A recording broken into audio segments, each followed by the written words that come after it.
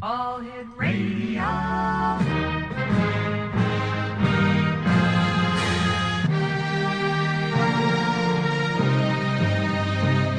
Welcome to the X Zone, a place where fact is fiction and fiction is reality. Now, here's your host, Rob McConnell.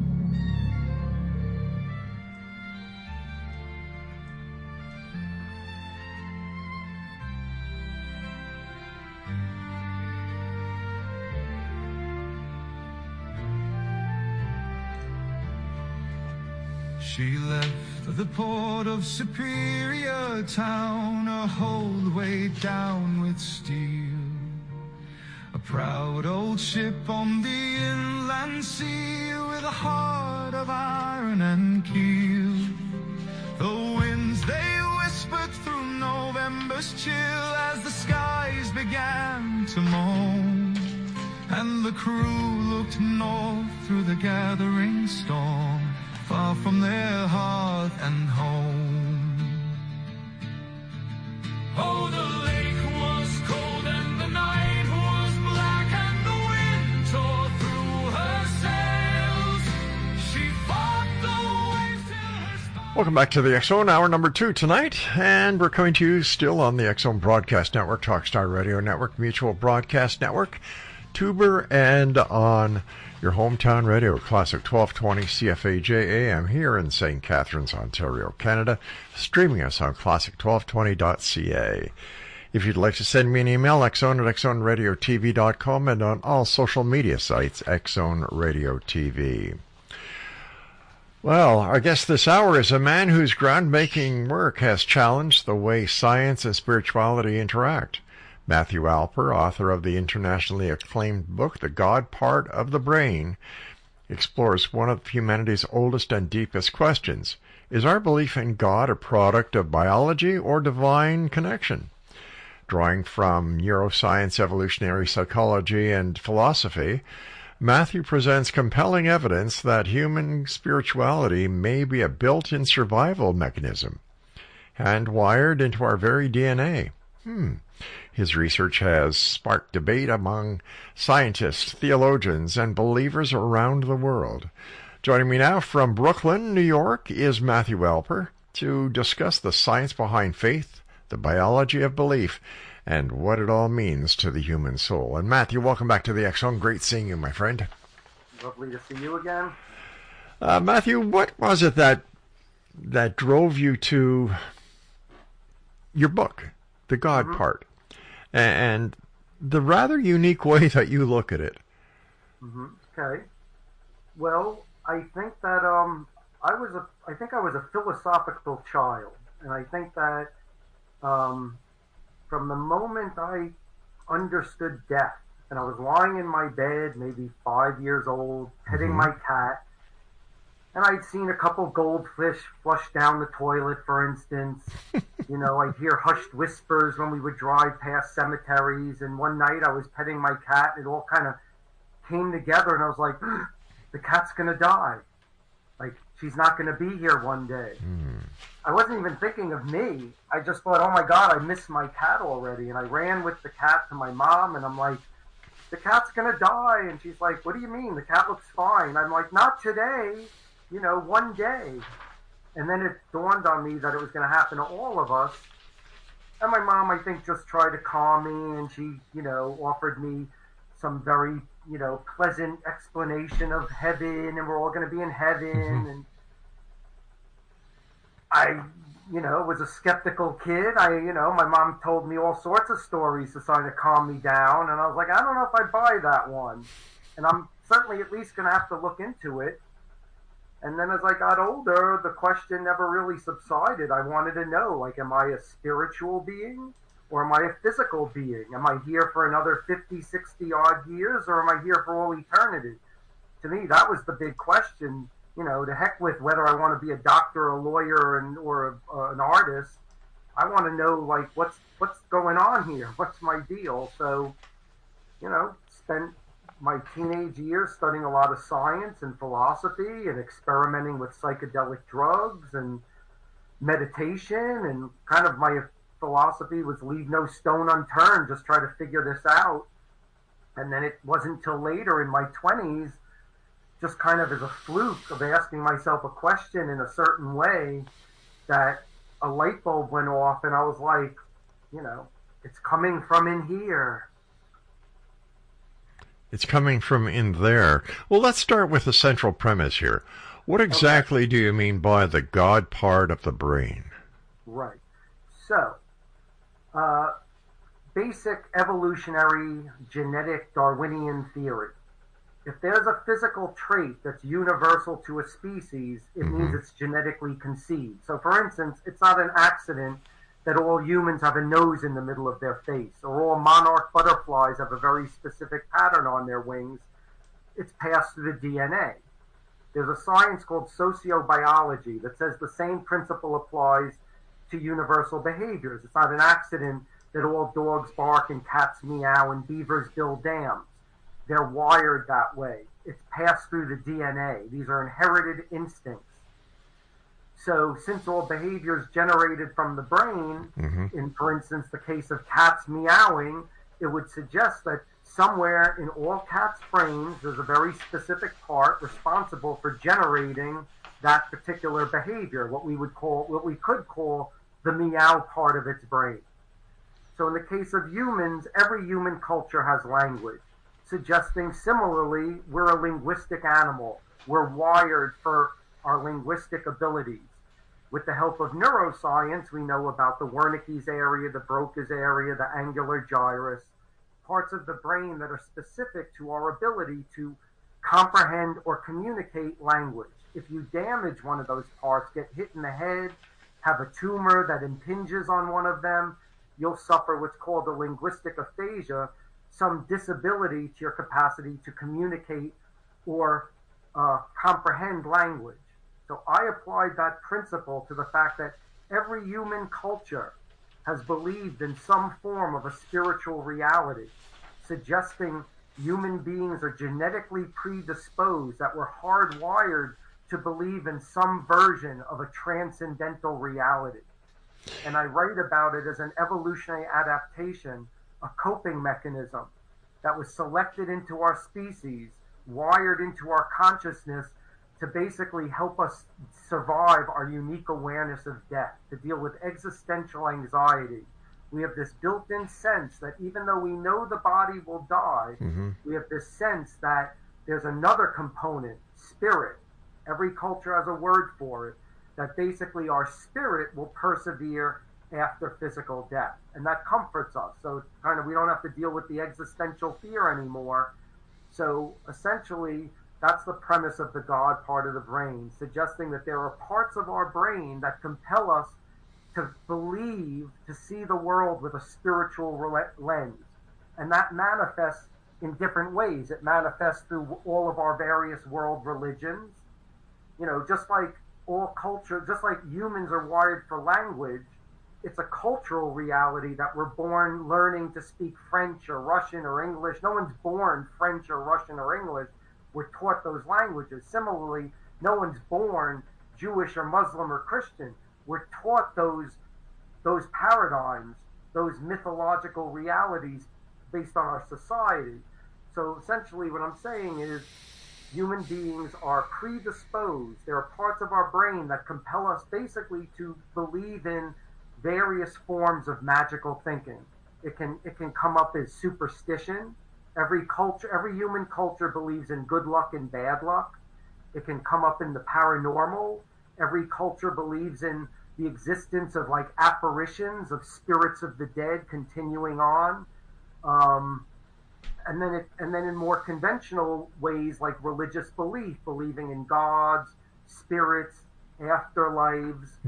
So essentially I'm saying we're hardwired to have this perception. However, the catch is I'm saying it's not real. There is no spiritual reality beyond. We are a physical animal living in a physical universe, but nature basically, offered us a layer of protection in light of self-conscious awareness, and basically gives us a buffer to understanding the fact that we're going to die. And we now have this built-in sense, and we either glom onto some spiritual belief or the religion that we're raised in. So essentially, that's the origin of all religious belief, all spiritual belief. Now, you've described your work as bridging science and philosophy, Matthew. Was there a specific moment when the scientific evidence clicked for you? Was there the aha scientific moment? Well, I mean, it's an excellent question. In the book, by the way, looks like this. No, that's just glaring. So nice try. Anyway, forget the glare thing. But I think it's chapter 9.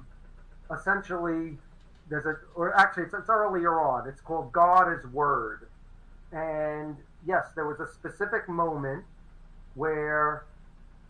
It's funny, I typed on the computer. I kind of was giving up the thought of possibly solving this problem. I'm like, people have been asking this question from the beginning. Mm-hmm. It's probably an unanswerable. But I typed on the computer, is there anything that I can say that I've learned that has given me any kind of certain knowledge of God? Do I have any evidence of some type of deity out there? And I was like, no, of course not. I was like, is there any one thing I can say with near certainty about the existence of God?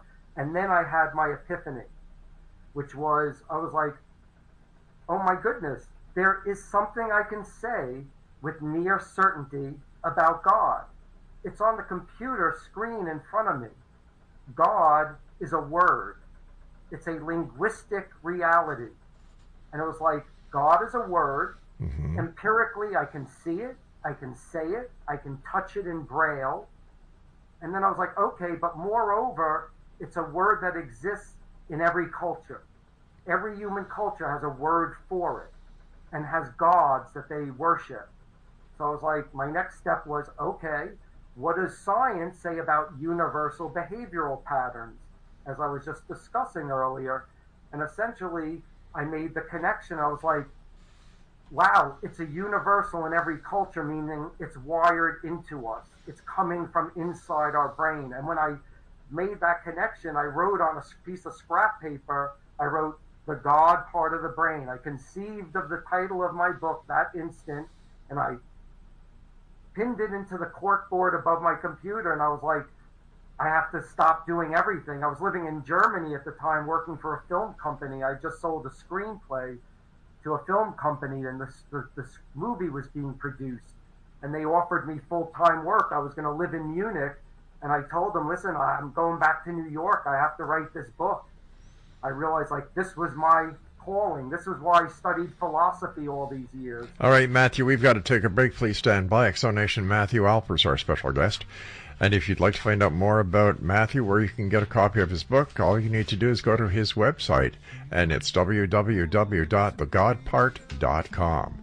This is the X-Zone. I'm Rob McConnell, and we're coming to you from the broadcast center of Relmar McConnell Media Company right here in St. Catharines, Ontario. And speaking about St. Catharines, we're being broadcast on your hometown radio, Classic 1220 CFAJ AM, right here in St. Catharines as well, and they stream us on classic1220.ca. We'll be back after the short break. Don't go away. Far from their hearth and home. Oh, the lake was cold and the night was black and the wind tore through her sails. She fought the waves till her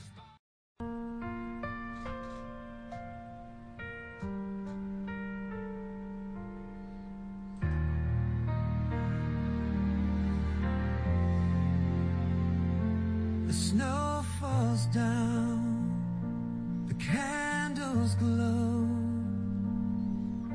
There's peace in hearts the world should know.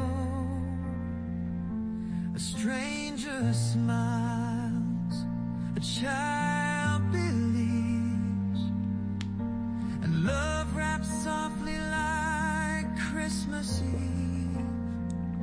We open doors, we lend a hand.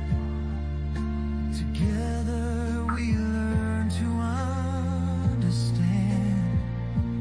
Old friends call and bridges mend. Christmas turns our hearts again. If every day were Christmas, what a world this would be, where love and hope and kindness. Welcome back, everyone. Matthew Alper is my guest this hour, www.thegodpart.com. You know, do you believe that the need for spirituality is purely biological, or is there still a deeper, perhaps transcendent aspect to it? Well, I mean, the premise of my book is that it is totally biological. Now, how we interpret that experience, what you're talking about is the interpretation, like that there's a transcendent feeling behind it. But that's exactly what it is. It conjures feelings that we interpret as transcendent, and we are convinced as a result that there is more to this world, this life, our own personal existences than the purely physical. We know what the physical implies a mortal existence, and then we're worm food for all eternity we don't exist. So that's not a very pleasant thought. So we're wired with this comforting sensibility, and that feeling of transcendence is, essentially what I'm saying is wired into us. There's nothing transcendent beyond the human experience to feel that. So how do religious scholars and theologians generally respond to your theory, Matthew?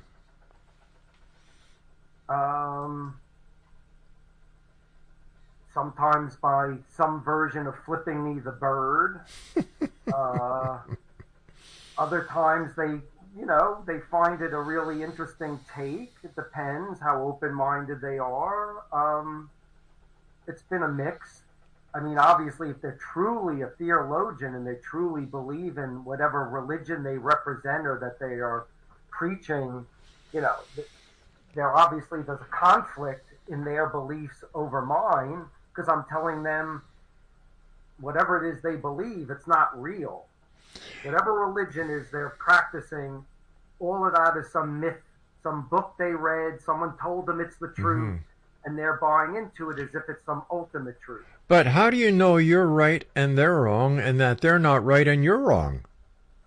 Well, first of all, in terms of them being right, there's probably, since the conception of human beings, there's been like 1 billion religions and then another 1 trillion sects. So either only one of them is right and the other like trillion are wrong, or they're all a little bit off, because they can't all be right. They all have these conflicting moralities, conflicting gods, conflicting beliefs.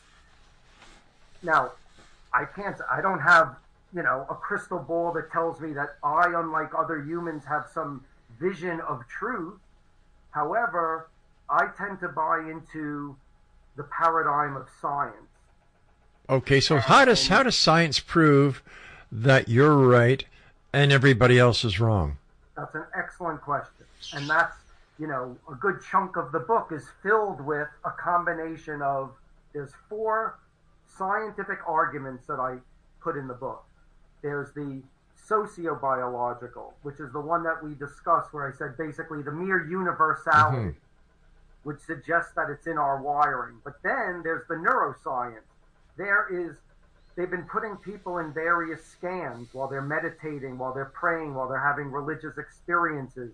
They're charting what's happening in the brain. And we can synthetically stimulate a religious experience. As a matter of fact, it's what many native cultures have been doing throughout time. Most cultures have been using some version of a substance to induce a religious experience as part of their religious ritual.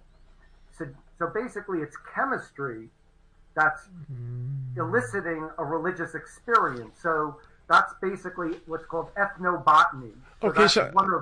All right, so let's just stop here for a second and let me ask you. All right, so, but what about those religious experiences where the person has not taken any chemical substance? And for example, you go to church on Sunday, you have 50, 60 parishioners, you all are there. You get this great feeling. You can feel the spirit. Things start happening, and no one here is even taking a sip of holy water, let alone any substance. So how do we explain that and compare it to those who take the substance in order to experience the feeling? So the substance is an add-on. There are certain chemicals that will elicit the experience. However, there are also behaviors that will elicit the experience. Certain meditation, certain types of dance, certain types of chant that will prompt parts of our brain to trigger to give us this sense of this transcendent sense that we feel.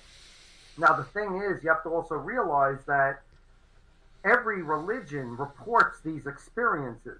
If you go to the synagogues and the mosques and the Hindu temples and the Christian churches, all groups of people are having these experiences where they're gathered together, they chant together, and they leave feeling the spirit in them.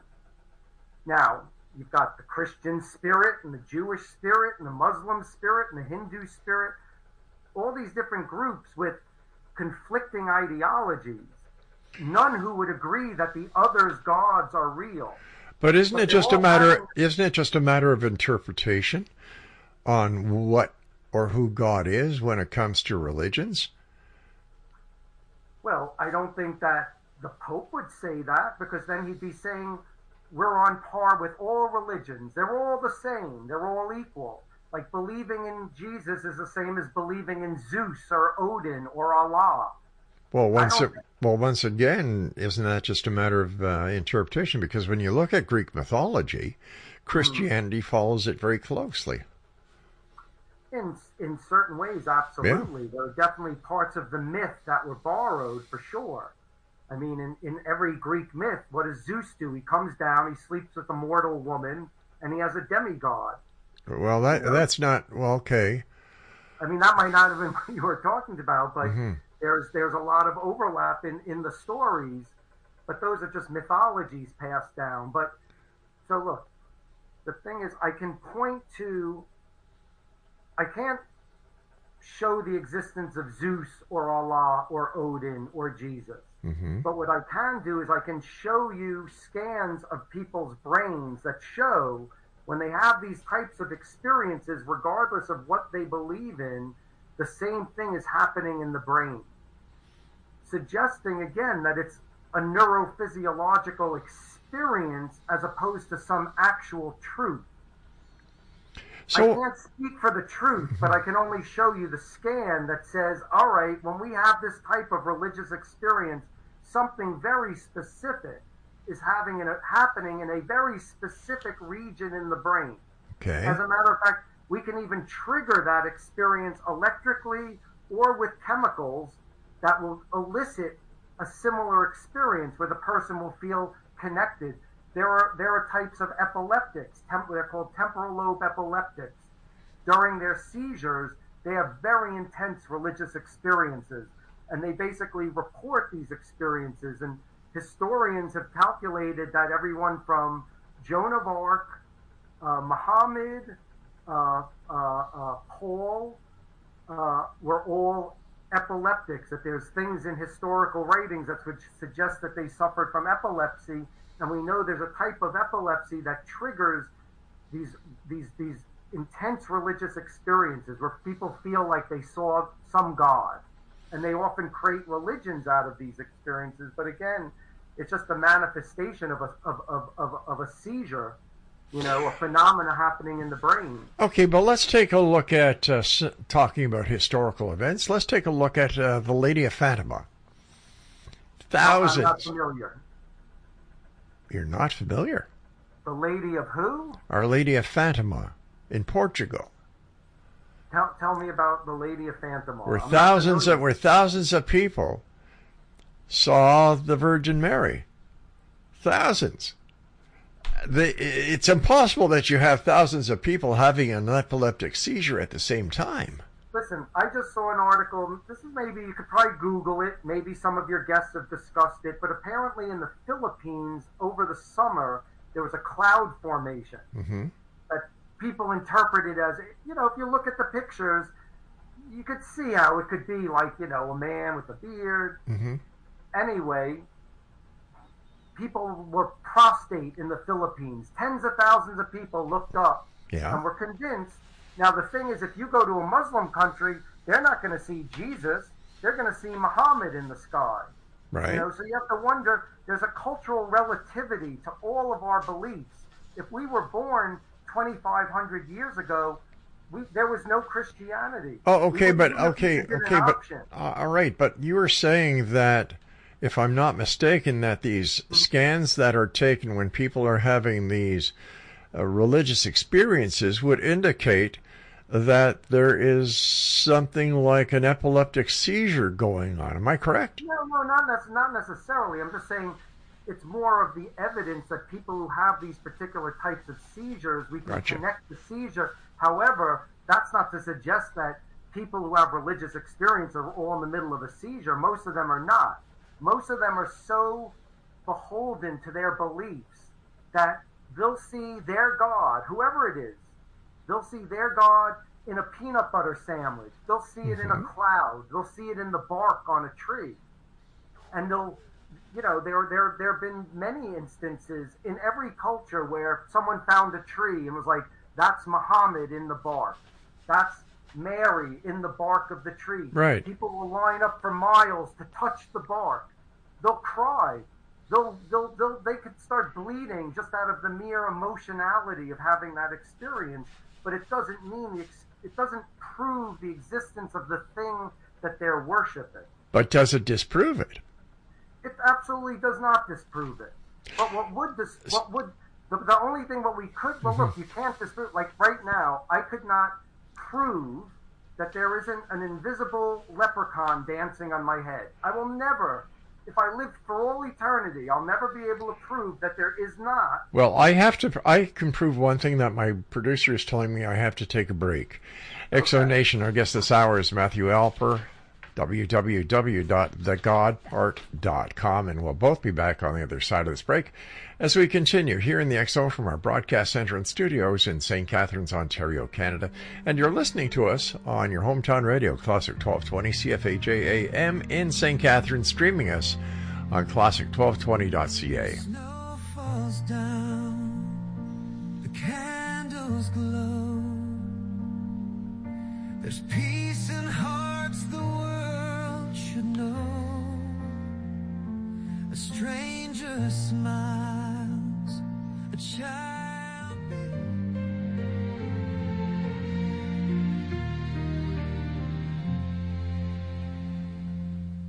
When the snow is gently falling, covering the ground, and the laughter of the children is the sweetest sound. There's magic in the air as the evening starts to glow. With our hearts wide open, it's the time we let love show. We gather round the fireplace, sharing tales of old, of Christmases remembered, of warmth against the cold. It's a season of togetherness with hope that won't depart. So let's create a melody that will fill every heart. Let the sleigh bells ring, hear the chimes so clear. Matthew Alper is our guest this hour, Exonation, www.thegodpart.com. So, what does it matter if people believe in God, or if people believe in Allah, or if people look up in the sky and they see a cloud formation that reminds them of Jesus? What does it harm them? Well, first of all, I'm not necessarily seeking to attack the people who believe.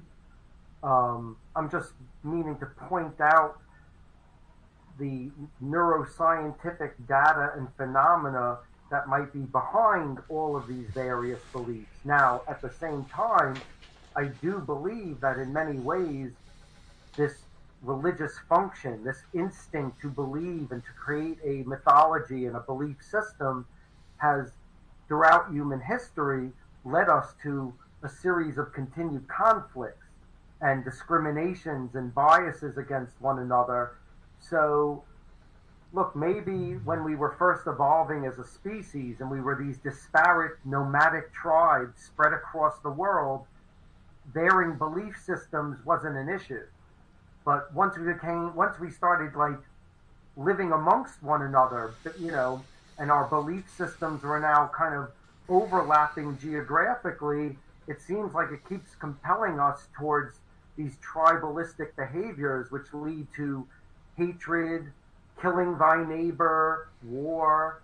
So, unfortunately, with most religions, if you don't believe in that particular paradigm, you're seen as someone who's going to go to hell. You are inherently a sinner.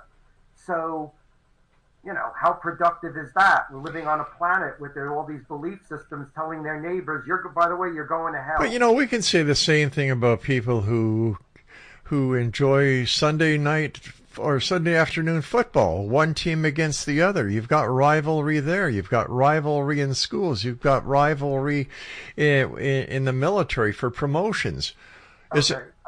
Sure. But it's one thing to say your football team sucks. Yeah. It's another to say your God sucks. Why? And you are a soulless being, because the only way to have a soul is to believe in my God. So what's the difference? What's the difference? The only team that should win is my team. And the only way to get to heaven, and your whole family, your children, are going to burn in hell because you believe in the wrong God. Nobody's saying if the New York Jets don't win tonight, your whole family is going to burn in hell for all eternity. But at the end of the day, does it really matter? Does it really matter? I think it matters because, sure, people have gotten into bar brawls over their favorite football team, but I've yet to see countries lead out an army of tens of thousands to slaughter their neighbors in the name of a football team or a baseball team. But when was the last time, Matthew, that a country went to war with millions and millions, with thousands of people against another country who didn't believe in the same God or the same deity that they believed in? I don't know. Look up how many people died at the hands of jihadists in the last year, 10 years, 9/11, Iraq, Afghanistan.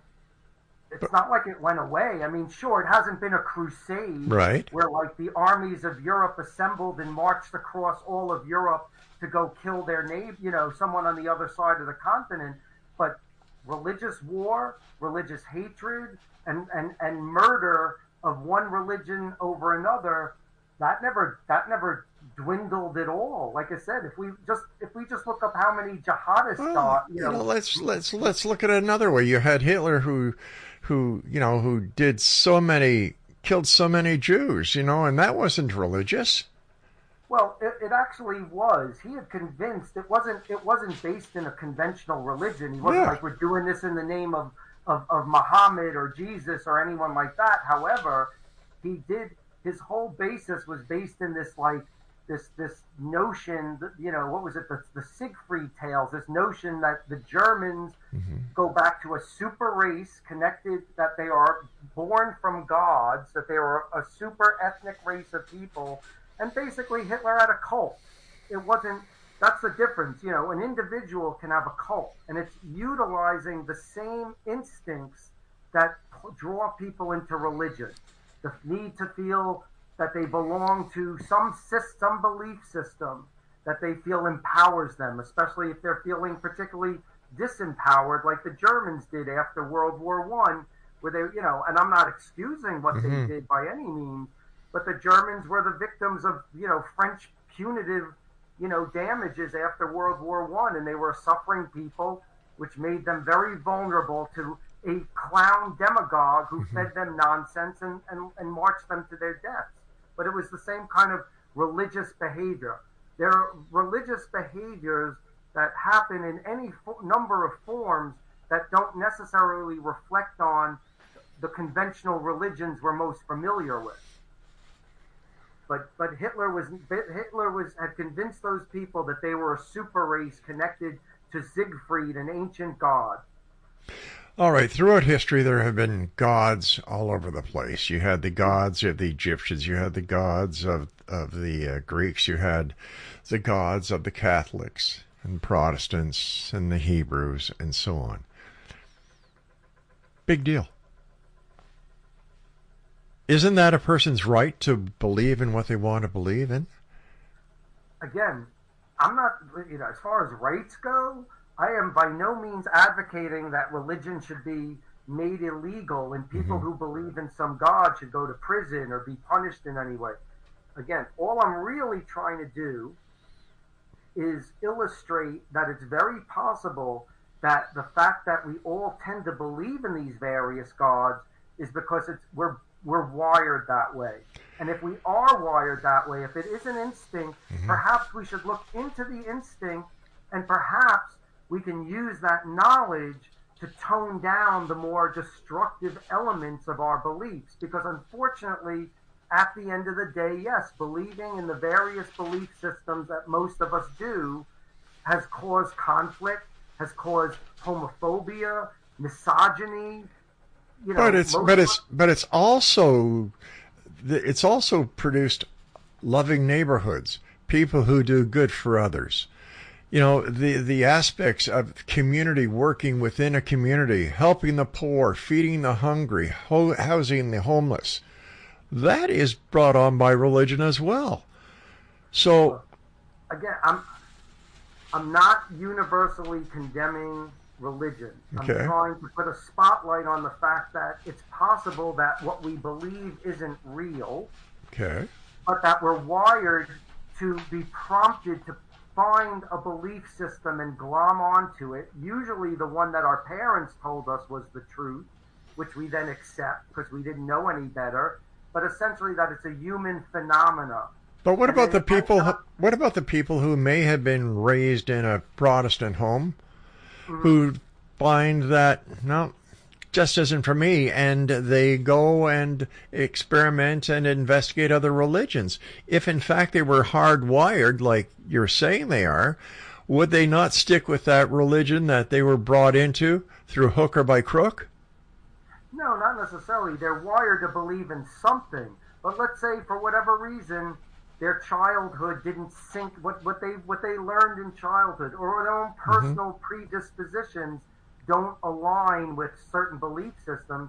I think it's a normal human function throughout all cultures that something like 15% of people immersed in some belief find a differing belief with the same passion, just a different dogma.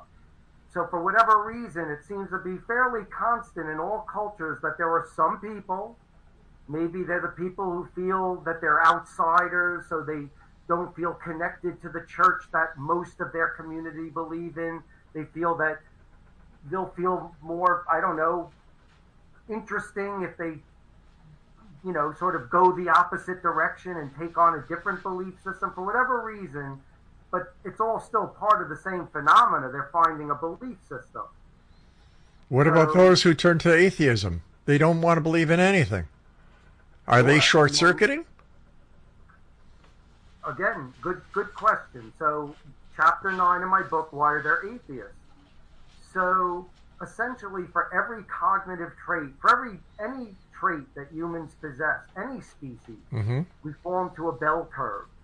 So, if we were to take height, we took 1,000 people from any population and measured their height, they'd fall into a bell curve. Most would be what we would call average height, and on the tapering extremes, it'd be some people excessively short or excessively tall. Let's apply that to a cognitive trait like musicality. Humans are a musical animal. We're wired for music. The average person, the bulge of the bell curve, has what we would call average musical potential, to learn an instrument, to sing a song. But on the tapering extremes, you have a small percentage of people who are born tone deaf and others who are born more gifted. The same applies to religiosity and spirituality.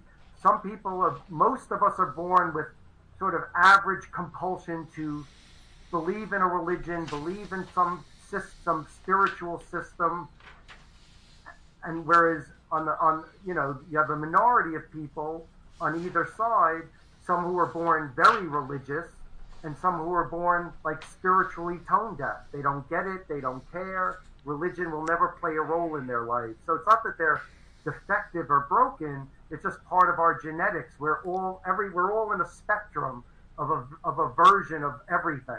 Our math skills, our musical skills. I've got to take a break, but before I go, can I use this example of the bell curve to try to understand this, that the person who is an atheist is at one end of the bell curve, and a person who dedicates themselves to serving their religious leader, for example, nuns and priests, are at the other end of the bell curve, and the average parishioner is smack dab in the middle. More or less. I mean, all right. Again, there's always an environmental factor, but yes, for the most part, that would describe where people would fall. All right, stand by. We've got to take our final break here. Matthew Alper is our special guest, X Zone Nation. www.thegodpart.com. Are you a skeptic or a believer? Send me your emails, xzone@xzoneradiotv.com. We'll be back wrapping up tonight's show as the X Zone continues on the X Zone Broadcast Network, Talkstar Radio Network, Mutual Broadcast Network, Tuber, and of course on your hometown radio, Classic 1220 CFAJ AM, right here in St. Catharines. Streaming us on classic1220.ca. With our hearts wide open, it's the time we let love show. We gather round the fireplace, sharing tales of old, of Christmases remembered, of warmth again.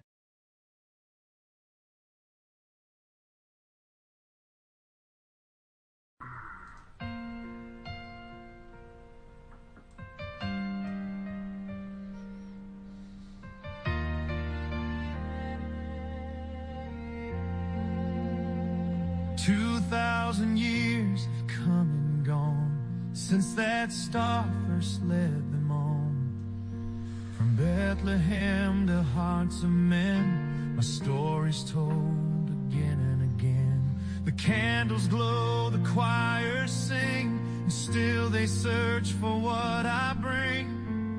Through the joy and through the snow, I watch the love still ebb and flow. If Jesus could see Christmas today, he'd smile at the children as they pray. He'd see the giving, the songs, the light, and whisper softly, all is right, though the world may wander, lose its... Matthew Alper is our guest this hour, X Zone Nation, www.thegodpart.com. Matthew, in the big scheme of things, what does it really matter that people cling on to a religion because it makes them feel better? It gives them some hope that there's more to this existence than what we're living in right now. That even though this meat suit dies, their spirit lives on. And they will once again meet with those they love, in heaven or wherever. Again, I don't really have a problem with the comfort that might bring people. I wish that there was a way that sort of all the world's cultures and religions could somehow confer and come up with some universal paradigm where there isn't like the same amount of love that gets spread and comfort that gets spread for these beliefs that also propagates the amount of hate that it does and antagonism.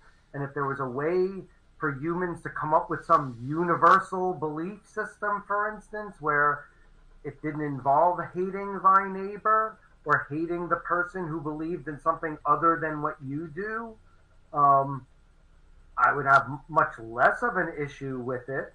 But again, as far as anything that provides comfort, I don't have an issue with that. But, if everyone looked the same, thought the same, dressed the same, prayed the same, believed the same, wouldn't this be a very boring world? Well, if you think war and genocide are kind of exciting, like add spice to life. Oh, okay. Now hold on here. You seem to be on a tangent or a mission that you keep on pointing out war and violence. Why? Because I see too much negativity coming out of the world's belief systems. I see less love.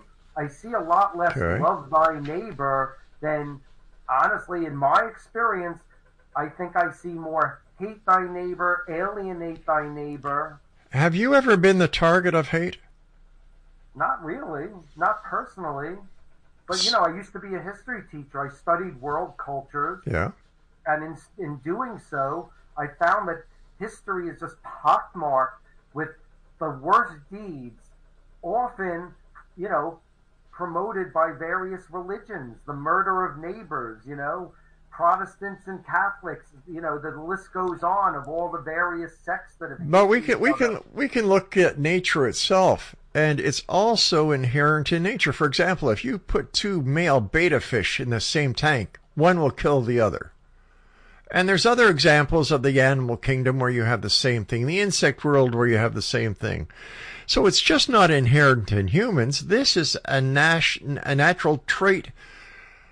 So what you're saying is humans shouldn't strive to be above the insect? Oh, sure they should. Sure they should. What are you doing? What are you doing to make this a better world besides writing your book? Well, for the most part, offering a paradigm that might sort of reduce the tension between various belief systems, dedicating myself to propagating a science that might help lead the way to people behaving in a more rational-minded manner and more humanistically towards their neighbors than just going with the belief system that they were, basically brainwashed with. So how are you doing that? How are you doing that? Well, through my book. Any other way? Any other way? Are you going to a food bank and helping out the poor? Are you helping the hungry? Are you helping the homeless? Are you, Am I devoting my day to washing the feet of homeless people? Absolutely not. Am I standing on soup kitchens? No. Why not? Make a positive difference. Well, I make a positive difference in my own ways with the people in my world, but, I think that, do I need to be standing online serving? Look, I spent years of my life as a teacher in the projects of Brooklyn, basically teaching underprivileged kids. Okay. That was part of my contribution. Was that before or after the book? That was before the book. And how has the book changed your look on life? I don't know if it has. I mean, as I put the book together, I had already adopted most of those beliefs and my understanding of the world, so I can't say like my paradigm shifted since I wrote the book. What does John Q. Public think about your book? I don't think John Q. Public knows about my book. And when was your book published? Initially in '98. Why hasn't John Q. Public heard about it and said, "Hey, maybe this guy's got a great idea here. Let's check it out"?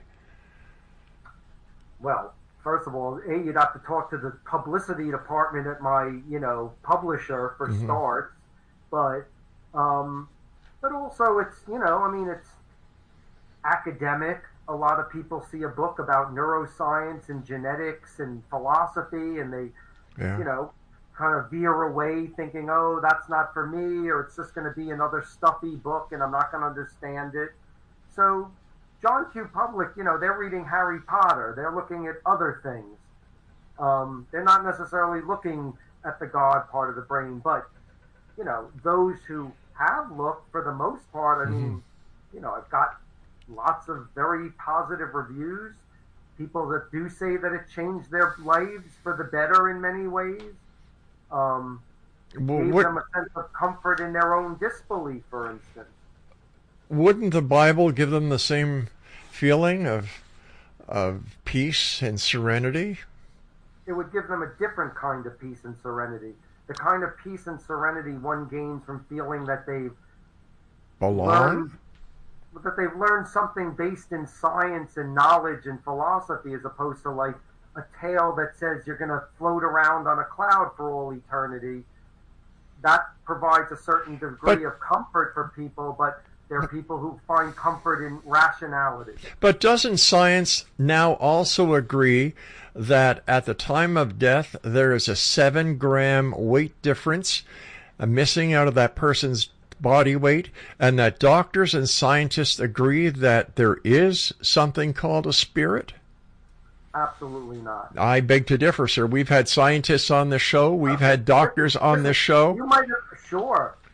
I'm sure you have. But you show me one university in America, or on planet Earth for that matter, where if you study to become a doctor, you're enrolled in their program to become a doctor, where there will be even one paragraph in any of the books you will ever read about what you just said, about the missing soul part after we die. Besides your book. All right. Now, wait a second. Hold on here. Now, besides your book, is this theory found anywhere else? Oh, yeah. If you can go to Columbia University, which is an Ivy League school, and you can now major in neurotheology, the science of the underlying neurophysiology behind spiritual and religious consciousness. You can major in this field of science.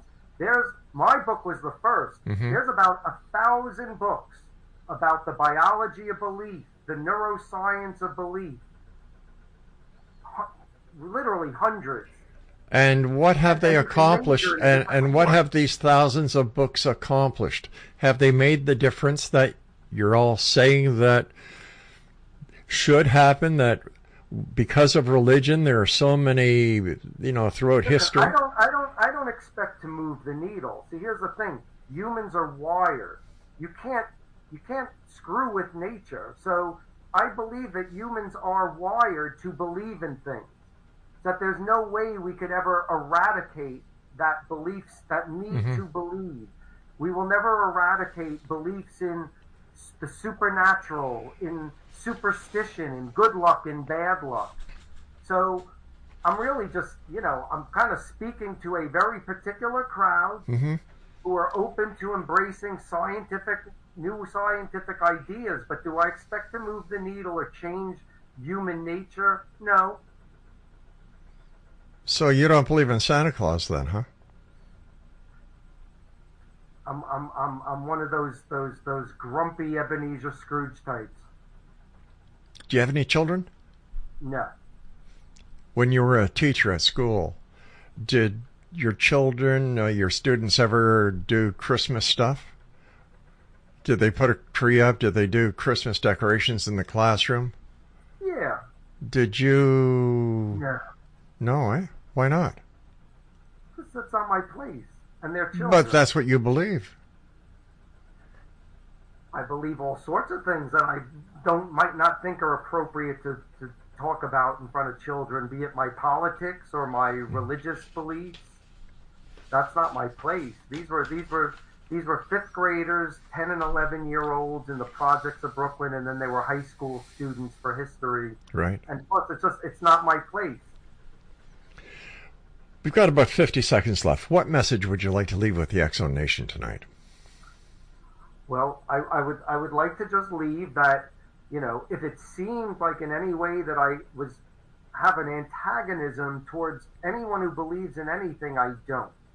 What I would like people to realize is chances are what they believe was they only believe it because it's what they were taught as a child. And they could have easily been switched at birth and they'd be believing in something else now.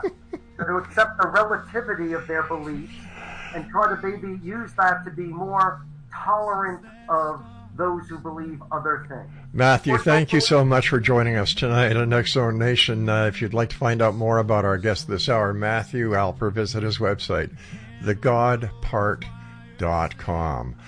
I'll be back tomorrow night at 10 o'clock as once again we cross the time-space continuum to this place that I call the X Zone. It's a place where people dare to believe and dare to be heard. It's a place where fact is fiction and fiction is reality, and I'm telling you, I believe in Santa Claus. I believe in people. I believe that we are all good at heart.